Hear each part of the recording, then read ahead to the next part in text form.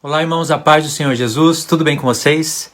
Hoje eu quero falar para vocês sobre a edificação da casa de Deus, de uma maneira resumida, mas de uma maneira não tão resumida, na qual vocês vão ter que também buscar alguns textos em casa. Eu vou ler aqui o que eu posso.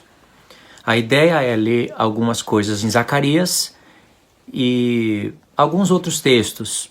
Eu vou tentar relacionar a edificação da casa de Deus com a casa de Israel e com a casa de Judá, que é o reino de Deus unificado e restaurado, sendo o tabernáculo caído de Davi restaurado das suas ruínas.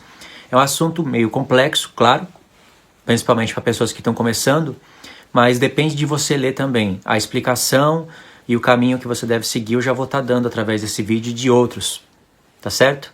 São palavras dos profetas, então nelas habitam luz, nelas, através da luz que habitam nelas, nós vamos poder compreender muito bem as palavras de Paulo, de Pedro, de Tiago e sobre a edificação da casa de Deus, tá certo? Vamos ler aqui Zacarias, capítulo 8. Vou ler alguns textos, vou ler e depois eu vou explicar algumas coisinhas, fazer algumas perguntas.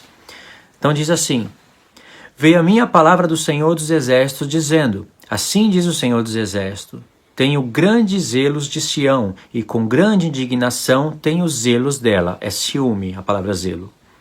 Assim diz o Senhor: voltarei para Sião e habitarei no meio de Jerusalém. Jerusalém chamar-se-á a cidade fiel, e o monte do Senhor dos Exércitos, monte santo. Assim diz o Senhor dos Exércitos: ainda nas praças de Jerusalém assentar-se-ão velhos e velhas, levando cada um na mão o seu bordão, por causa da sua muita idade. Verso 5. As praças da cidade se encherão de meninos e meninas que nelas brincarão. 6. Assim diz o Senhor dos Exércitos: se isto for maravilhoso aos olhos do restante deste povo, naqueles dias, será também maravilhoso aos meus olhos? Diz o Senhor dos Exércitos.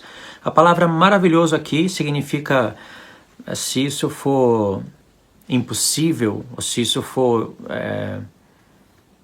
majestoso demais para que seja assim. Deus está falando, se for ao restante do povo, vai ser aos meus olhos? Porque para Deus nada é impossível, nada é maravilhoso, que Ele pode todas as coisas. Verso 7. Assim diz o Senhor dos Exércitos: eis que salvarei o meu povo, tirando-o da terra do Oriente e da terra do Ocidente. Eu os trarei e habitarão em Jerusalém. Eles serão o meu povo e eu serei o seu Deus, em verdade e em justiça.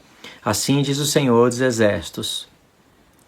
Sejam fortes as mãos de todos vós que nesses dias ouvi estas palavras da boca dos profetas, a saber, nos dias em que foram postos os fundamentos da casa do Senhor dos Exércitos, para que o templo fosse edificado.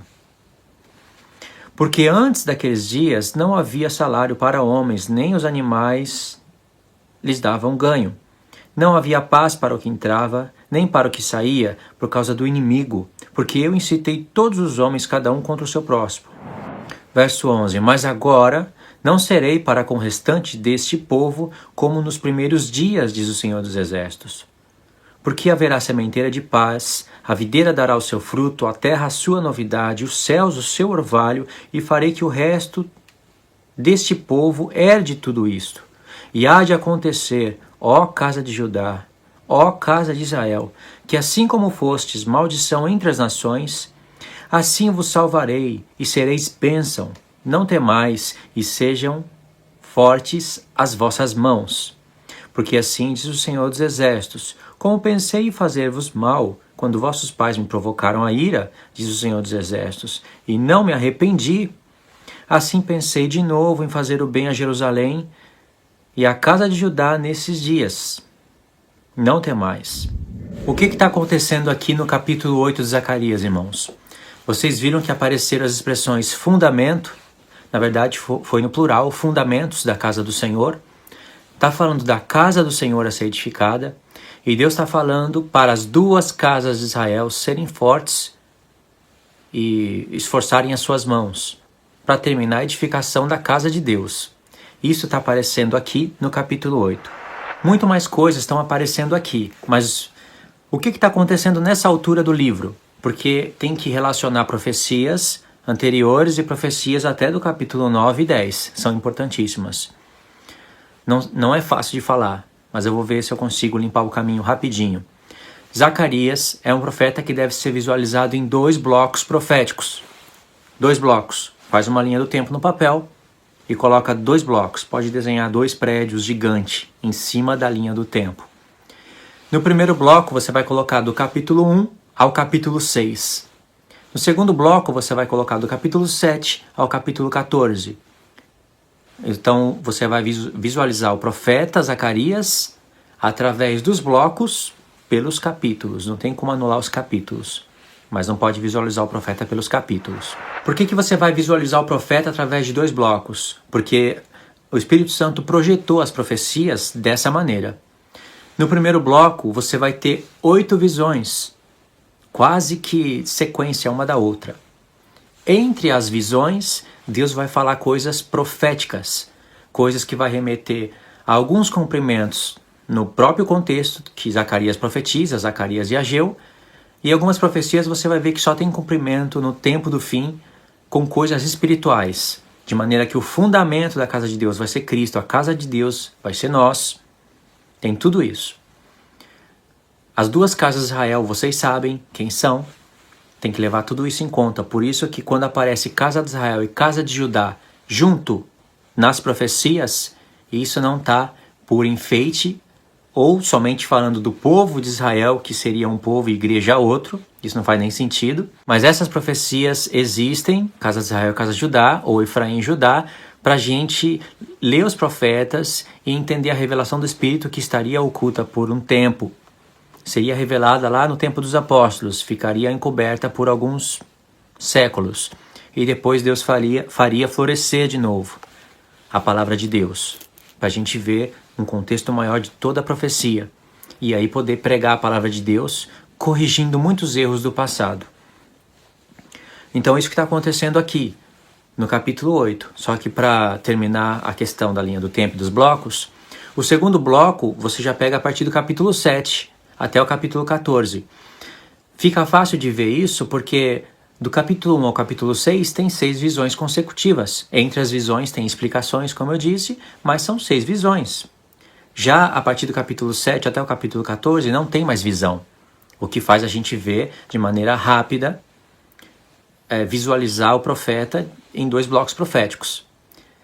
Então não é como o profeta Daniel, que poderia ser dividido em 4 blocos proféticos ou em 5. Eu prefiro visualizar em 3, porque as visões no profeta Daniel, elas estão separadas umas da outra.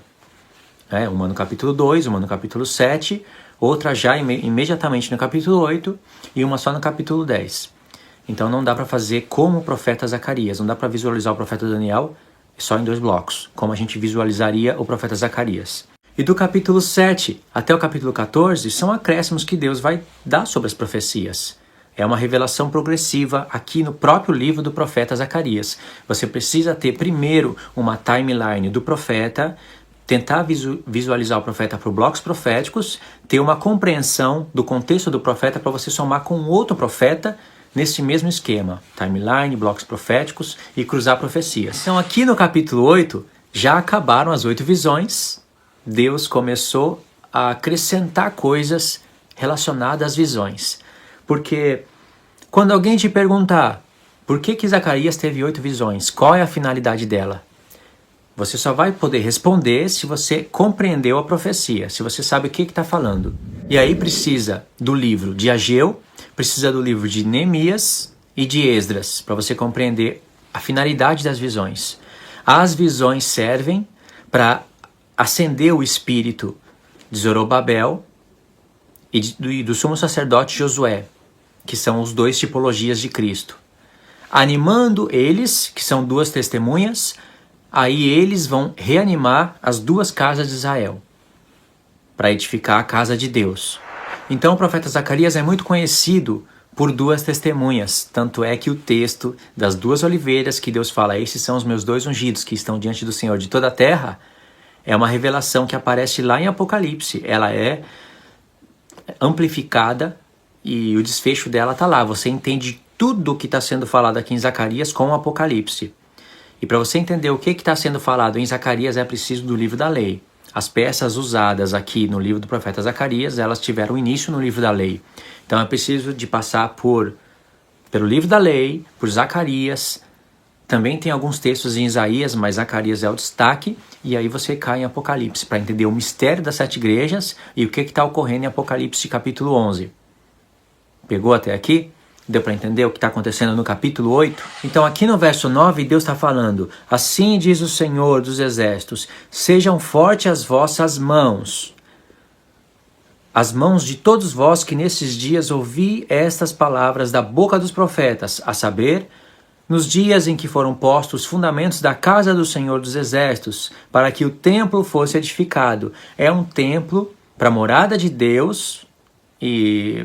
Na maneira simbólica de se ver, é através do Espírito, porque após Salomão ter edificado a casa de Deus, que demorou 7 anos, ele acabou de edificar e fez uma oração. Na oração ele disse: o Senhor habitará aqui? É a casa de Deus que ele edificou, e disse: o Senhor habitará aqui? Os céus dos céus não pode conter o Senhor?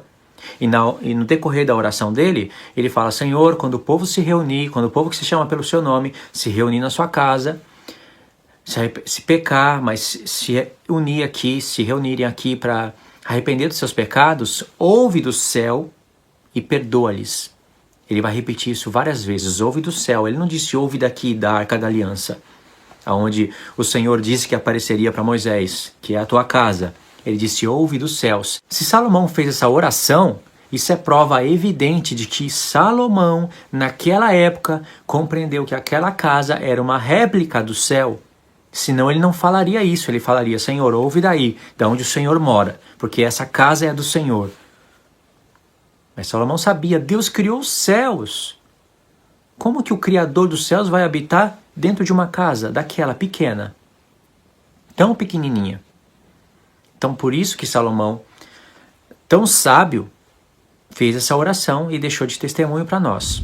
Eu falo do templo de Salomão porque para você compreender esse templo aqui, você precisa somar com o que Deus falou sobre o primeiro templo, sobre a primeira casa. Essa é a última. Então precisa de Ageu para compreender isso que eu estou falando. É preciso somar as casas. O tabernáculo é chamado de casa de Deus, mas era algo que se movimentava conforme a nuvem. Ele se movimentava, ele não era fixo em um lugar. Porque naquele tempo Deus falava que escolheu um lugar para a habitação dele. E nos profetas ele revela o lugar que ele escolheu. Jerusalém, o lugar da minha habitação. Entendeu até aqui, irmãos? Eu vou continuar essa explicação no vídeo número 2.